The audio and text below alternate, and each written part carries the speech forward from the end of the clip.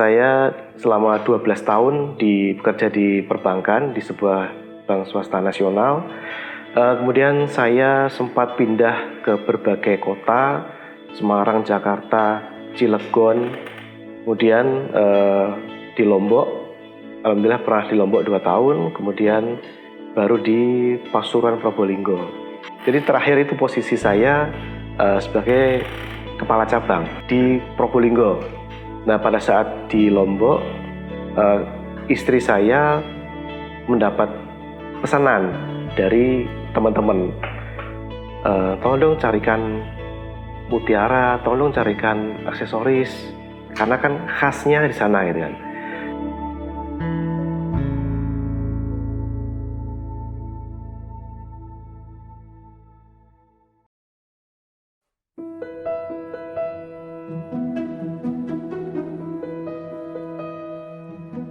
Awalnya saya kayak gelang seperti ini saya langsung beli, Mas. Jadi saya nggak bikin sendiri awalnya gitu. Jadi saya ke ke toko-toko mutiara di sana. Terus saya liatin, saya foto-fotoin ke teman-teman, mereka banyak yang tertarik. Terus akhirnya dari situ mereka pesen. Saya awalnya sih nggak jualan ya. Mereka pesen apa ya saya jual seperti itu. Tapi kok lama-lama saya pikir kenapa nggak jualan aja gitu ya. Terus akhirnya saya memberanikan diri nih, saya yang tadinya saya nggak punya sosmed ya, saya akhirnya buka akun FB, akun IG gitu ya, awal-awal gitu. Terus saya mulai foto-foto sendiri. Saya foto-foto sendiri dengan ala kadarnya ya. Terus akhirnya teman-teman yang awal teman SMA, teman apa lihat sosmed saya, mereka akhirnya juga pesan-pesan. Akhirnya dari situ kalau ada pesanan saya ambil, Mas, masih ambil di toko-toko di sana.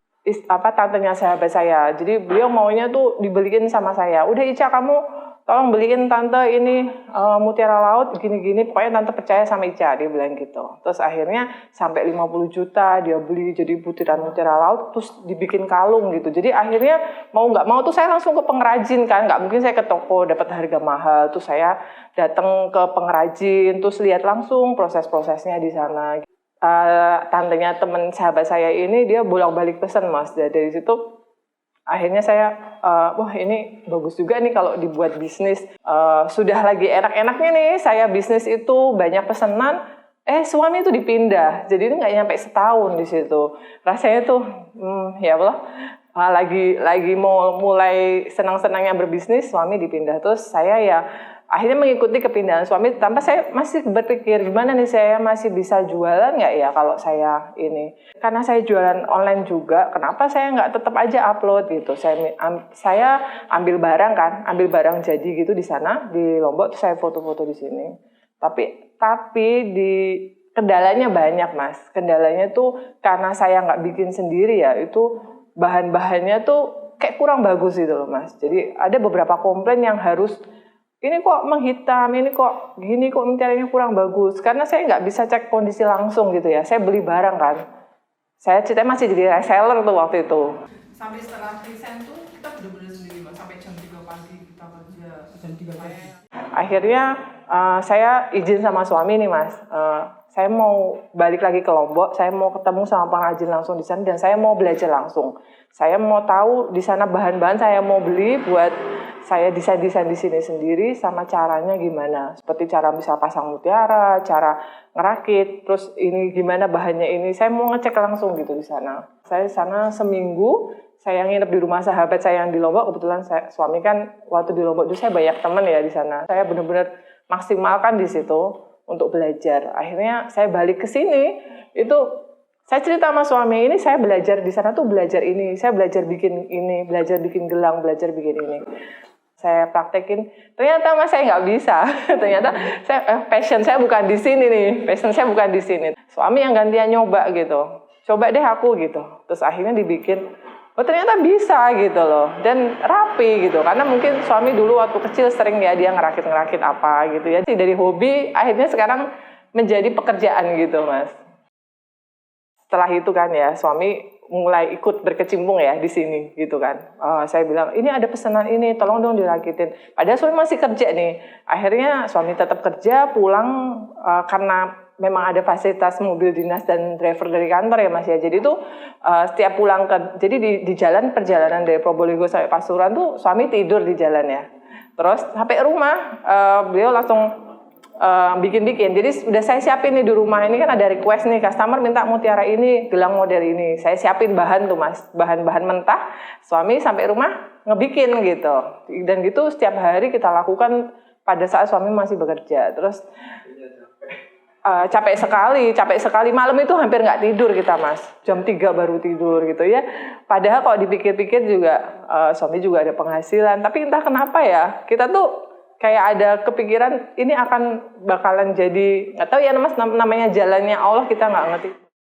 Awalnya suami resign itu sebenarnya saya yang ini ya yuk kita alhamdulillah kita tuh ada rezeki buat umroh. Nah, jadi saya tuh pengen suami itu kita wirausaha gitu Mas. Kita pengen wirausaha, kita pengen benar-benar hijrah jadi pengusaha saya pengen jadi pengusaha muslim gitu ya. Benar-benar kita pengusaha yang benar-benar mulai semuanya dari nol. Waktu suami masih kerja kan ibadahnya kurang. Saya tuh merasa tuh kurang gitu Mas. Kumpul sama keluarga kurang, pindah-pindah gitu. Alhamdulillahnya dapat petunjuk dari Allah pada waktu umrah itu. Alhamdulillah setelah pulang dari umrah saya bilang, jadi suami juga tuh sudah mulai kegalauan ada ya Mas ya. Pada waktu di perbankan itu sebenarnya capek dan ya pengen mendekatkan diri sama Allah, sama agama gitu. Jadi saya bilang sama suami, kalau misalnya papa mantap, saya juga mantap gitu. Meskipun ya dari keluarga itu penolakan Mas.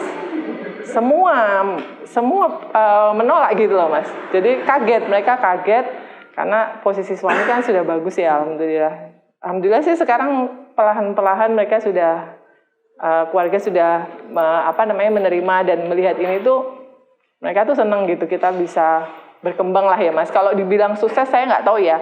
Arti sukses itu seperti apa? Kami belum, maksudnya insya Allah alhamdulillah berkembang sekarang ini gitu. Mutiara ada 3 jenis. Yang pertama adalah mutiara laut, itu yang paling mahal karena hitungannya per gram ya. Kemudian yang kedua mutiara tawar dari kerang tawar. Yang ketiga ada mutiara kulit kerang atau orang sering bilang shell. Tapi shell ini dia dibentuk dari kulit kerang menggunakan nukleus dari mutiara laut. Jadi kalau kita pegang itu berat juga mutiara shell itu, mutiara kulit kerang.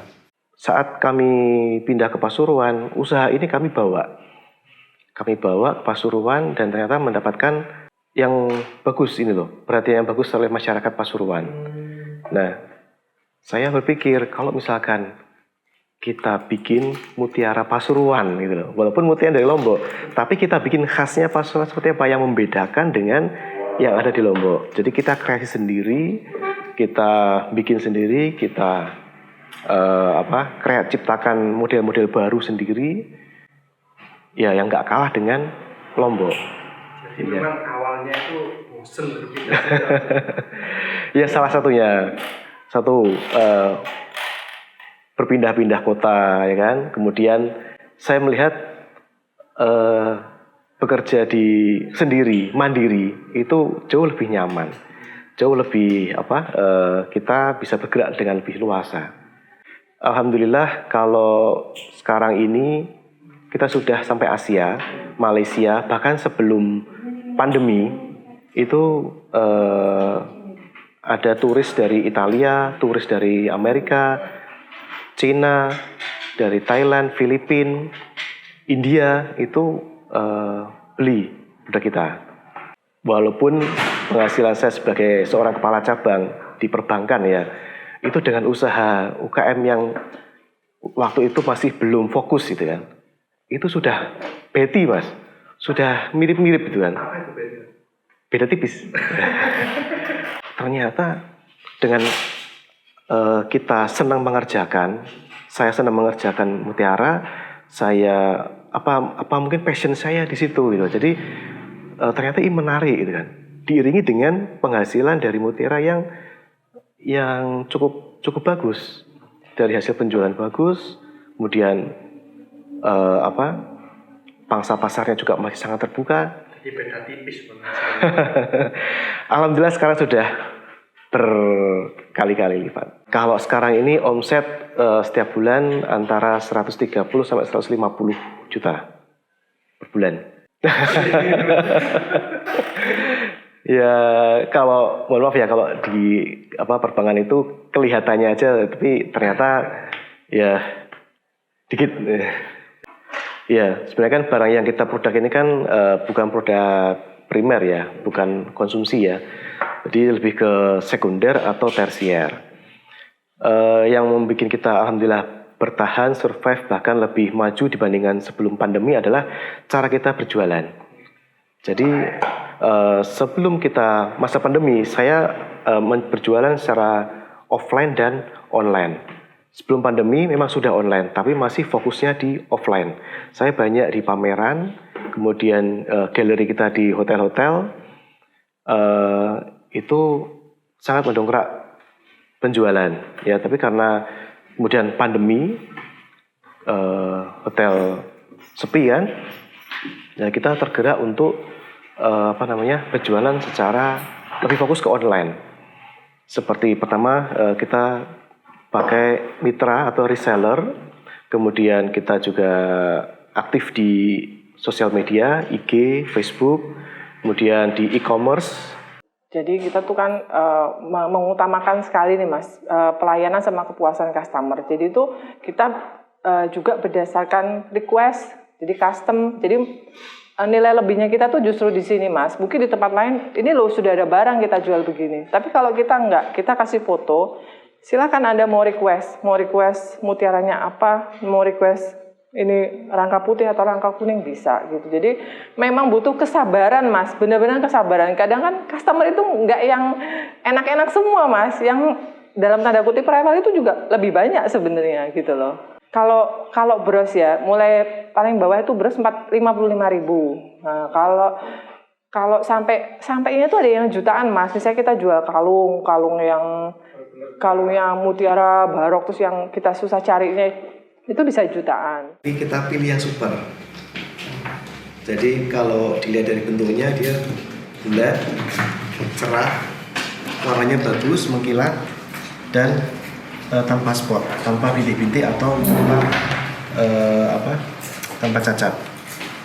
Karyawannya 7 Mas kita, Mas alhamdulillah sudah 7. Dan sebenarnya kita benar-benar crowded masihan Mas, masih pengen nambah sih, cuman ya masih dalam pikirannya kita ini kayaknya kebesaran di tempat ini Mak. Waktu ngebangun, ternyata alhamdulillah sekarang kurang.